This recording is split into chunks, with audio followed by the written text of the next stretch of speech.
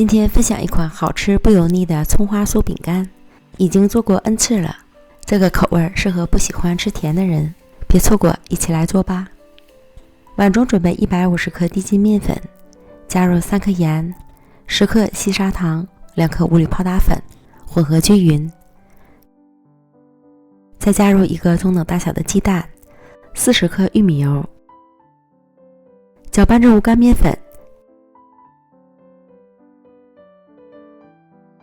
再加入15克葱花。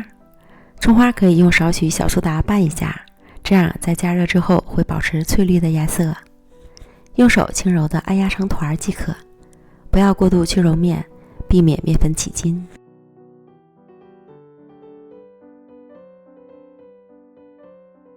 分成30克左右一个，团圆，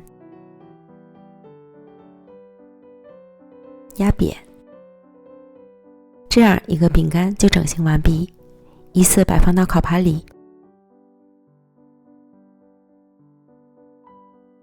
挨个再压薄一些，这样更方便成熟，减少烘烤的时间。